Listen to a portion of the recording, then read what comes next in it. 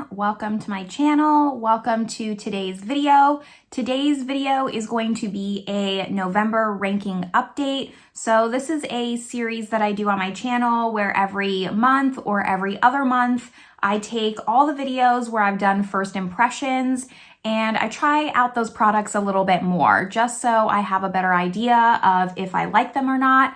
And then I rank them. So if that sounds good to you, if you like ranking videos, make sure you give this video a thumbs up, subscribe if you haven't yet, but let's just get started talking about all the products that I have in front of me. All right, so I have 11 products here.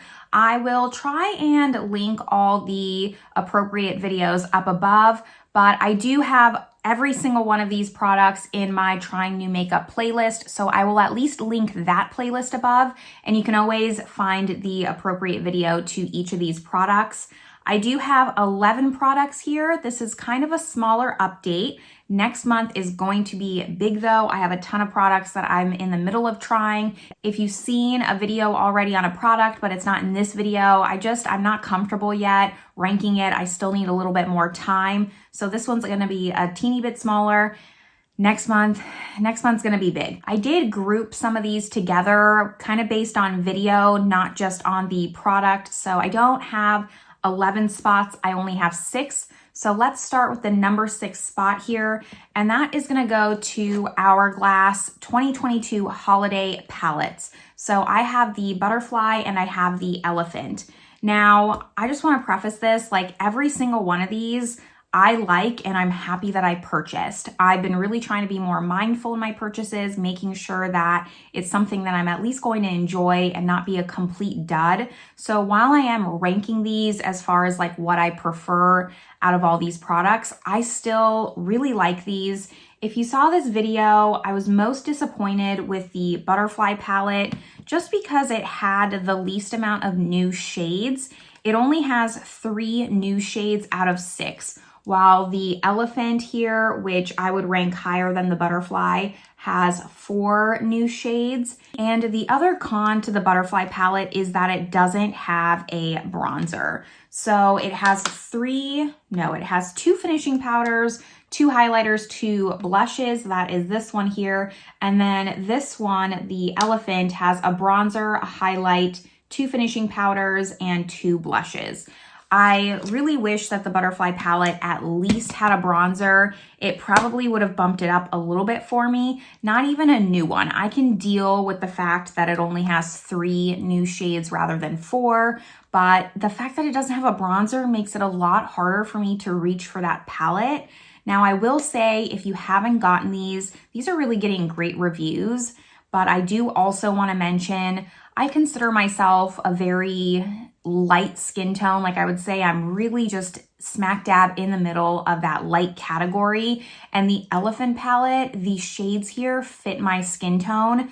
The Butterfly palette is almost too light for me. I can make it work, it's okay, but like these finishing powders, I really think that you have to have a fair skin tone to make this work. That's the only time I would purchase this. If you have my skin tone or darker, this is not gonna work for you. It's just gonna be too light of a palette. The Elephant one is definitely out of all 3 even though I haven't tried the Tiger palette. The Elephant one is gonna fit the widest range of skin tones. If you see my lights kind of getting lighter, darker, there's some kind of electrical thing going on. That is a perk of living on a farm. Sometimes there's just outages. I don't know what's going on, but my lights have been going like up and down, and there's nothing I can do about it. It is what it is. So that is my number 6 spot. Let's go to number 5. For number 5, I decided to give that to this Chanel collection. So this is their Holiday 2022 collection, the Demande la Lune collection. I have 2 of the products. I have the highlight in Or Rose, which looks like this. Make sure I'm showing the embossing right. It is very, very large. And then I have the eyeshadow quad, which looks like this. So, this was okay for me. I do like this more than the Hourglass, clearly. I think that I'll get more use out of both of these products, but if they didn't have this special embossing, I would say it's nothing special. Just having the Chanel No. 5 logo on it, out of the two, I do recommend getting the highlighter. Even though it's bigger, more expensive, it definitely has more of that luxury novelty piece for holiday. Whereas this eyeshadow quad, I really feel like Chanel could have released this at any point during the year and no one would have been too excited about it. I don't think people were too excited about this collection. I was, because I'm a neutral lover. Like, that's what I gravitate towards. That's what I know I'm gonna wear. There's no point in me spending the money on getting a bright rainbow palette that I'm just never gonna use. So that's ultimately why I decided to get these, because I know they're special and I'm gonna get use out of them. That's really just the main reason. However, other than the just beautiful, beautiful embossing, I love the whole idea behind the collection. I wouldn't say it's that special. Chanel has great eyeshadow formulas, great highlighting formulas. Their formulas top notch. I do really like them. I think they're easy to work with for a beginner. So that's why I'm ranking it a little bit higher than the Hourglass. Just, I don't think it's anything very special in terms of holiday. That's the only reason why it's a little bit lower compared to some of these other ones. Coming in at number 4 is going to be this. This is the Charlotte Tilbury Pillow Talk Beautifying Face Palette, and I have the shade Fair Medium. I love this. I mean, starting here, these are all products I really, really enjoy. None of these I'm even just a little bit iffy on. 5 and 4, like, could be like medium teetering, but I love this palette. I think it is so great. A lot of people I saw personally really prefer the Nudegasm face palette over this. I think this is so much better. Even though this doesn't have a bronzer, it has 2 matte blushes, 2 highlights. I think that they work so well together. I don't really enjoy a glowy blush, and that is what the Nudegasm palette has in it, which I think is what just pushes this palette over for me versus the Nudegasm, despite there being a bronzer in the Nudegasm. I just really love the versatility in this palette. It's very simple, but just so versatile. You can really just mix these up like this and this, this and this. You can have so many combinations I see with this while just having that simplicity. That's what I love about this palette. I would much rather grab for a different bronzer in my collection than have a bronzer in here. Like, for example, if this had the 2 blushes, the highlight, and a bronzer, but I didn't like the bronzer shade, I would much rather have this than have a bronzer shade I'm just not going to use. And that's really where I just prefer this palette over Nudegasm, because that blush in there, I'll just never use that blush ever. And this, I use all 4 of these shades. I'm wearing it now. I think it's so beautiful on the skin. It kind of got subpar reviews, but so far, this is one of my favorite holiday collections. I'm really, really enjoying this palette. Now, number 3 spot is going to go to this holiday collection. This is the Pat McGrath Celestial Nirvana eyeshadow palettes. I have Bronze Bliss and I have Nude Allure. So these are her 5 pans with the new formulas in them. And these formulas kick ass.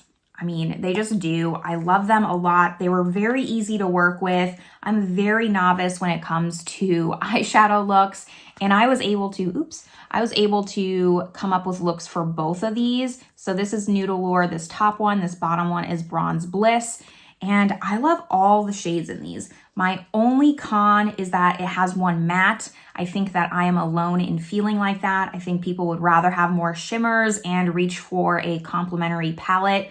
I kind of prefer only having to reach for 1 palette. And then the only shade I really had trouble with was this La Vie Noire, which is kind of, everyone's saying this is a black shade. It looks navy to me. I don't know. I mean, let me know in the comments what you think, but I'm hearing everyone say it's a black, but to me, that is just a navy. I only see navy in this. So I don't know if I'm alone in thinking that. I get it, La Vie Noire, the life in black, kind of a play on words, and La Vie en Rose, but I don't know. It's a navy for me, but I digress. So all of these are beautiful. The formula, the shimmers are so buttery. They go on so smoothly on the lid. I came up with great looks on them. Going back to this matte, I think what I was saying is that it's just a little bit hard for me to blend out. It's a little bit dark. So that's the only shade out of the 2 palettes that I have. but I love these. I hope that Pat McGrath comes out with more 5 pans. I think that she just expands her market so much, coming out with these smaller, compact palettes that more people can be able to purchase and enjoy. So I highly recommend picking these up if you're curious about Pat McGrath, if you haven't tried anything yet.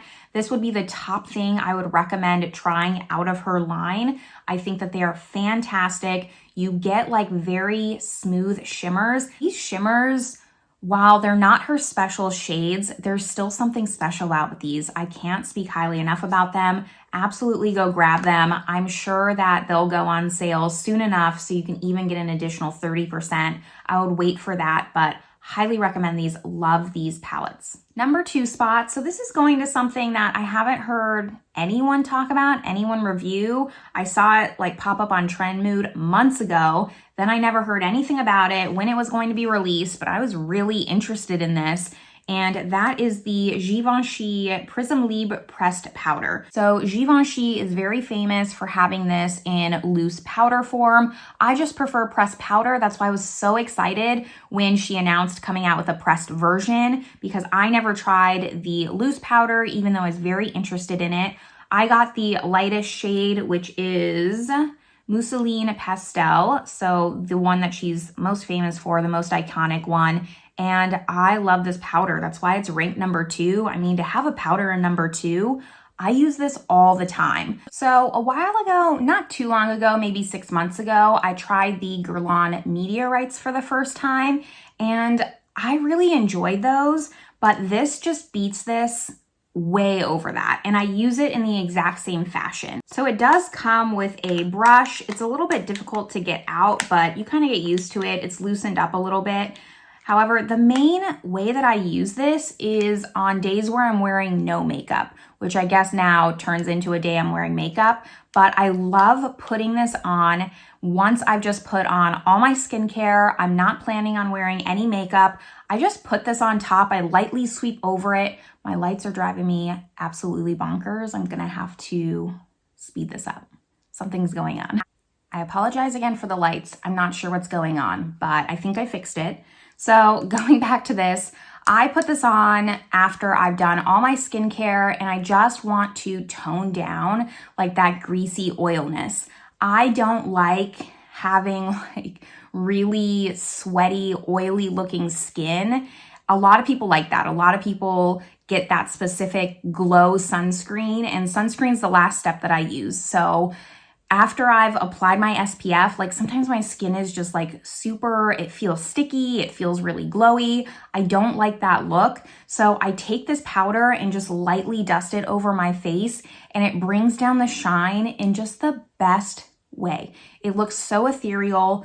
I like this powder more than I like any of the Hourglass finishing powders, any other finishing powder that's out on the market. This is the best, hands down. Even over the Meteorites, if they maybe came out in a pressed version of the Meteorites, I'd probably do maybe like a battle between the two, but I just love this so much. It does get a little bit of hard pan. I had to pick up the hard pan about a day or two ago, last time I was using it, but that's to be expected. I mean, I'm putting it on like a very sticky, wet face, so I'm sure that that just kind of translates to the powder, and then I need to pick it up. So that's really the only con that I have, but I'm fine with that for the look that I get afterwards.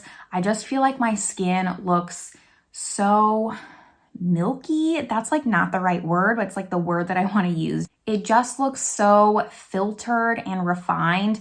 I can't get enough of this powder. I will absolutely be repurchasing another one once I go through this, and I expect to go through this because it's one of my top used products in my collection at this moment. Nothing beats this powder right now. I love it so much. Now let's go to my number 1 spot.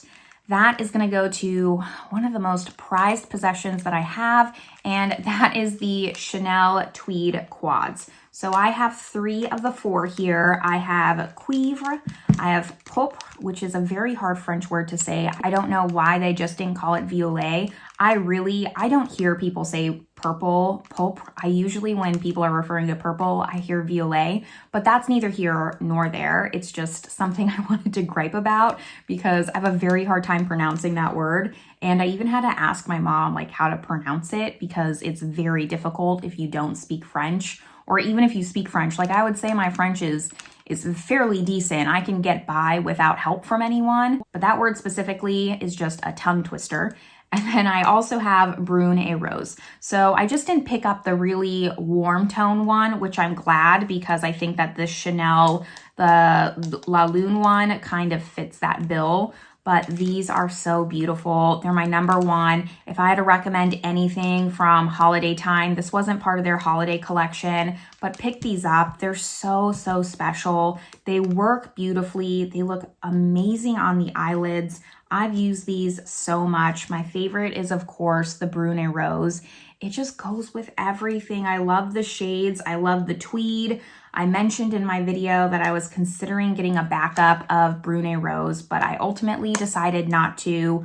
I try to have a rule of not getting backups, like let it have its time. And if I finish it ever, then it's just a special place in that time period. So I'm not gonna buy a backup as much as I want to of this palette, but all 4 of these, if you can just get one, get the one with the color story that speaks the most to you. The formulas are different, so I would recommend going back to watch that video to just see how the formulas differ a little bit. They all blend really great, but some of them are a little bit more hard pressed than others, and they're so special.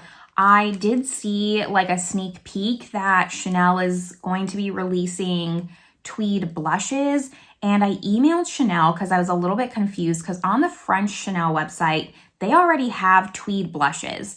And those were released, they're the same color story of tweed blushes that were released in 2019. So I didn't know if the French Chanel had already released the tweed blushes that they had sneaked peek, or if these were the tweed blushes that they had released in 2019 that were limited edition.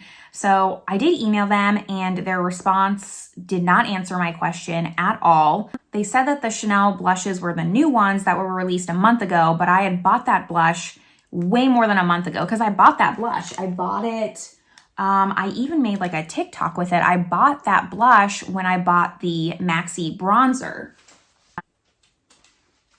I'm getting off topic here, but let me just show you. So here is the tweed blush in tweed beige, and I've had this for more than a month. So I really don't know what's going on with the tweed blushes. If you know, let me know down below in the comments because Chanel was no help whatsoever. I was like, okay, maybe I could get a jump start and order some of these blushes if they're the new ones, but I didn't want to order them if they were the old ones. Very confused on that. However, swinging back around, these are so special. If you can afford to pick one up, of course, if you can't, it's okay. Like Chanel will come out with other things tweed. I guarantee it because they realized just how popular these are. They're gonna capitalize on it. They're going to come out with more tweed. Don't be upset with yourself. If you can't afford it, you can't afford it. It's okay. But if you can and you can just get one, I would recommend these so much. They're just a great little special makeup quad and I love them. That's why I put them at number 1. So that is going to finish wrapping up my November ranking update. I hope this was a little bit more helpful than the first impressions. Of course, let me know all your thoughts and opinions down below in the comments, and I will see you all in my next video. Bye, everyone.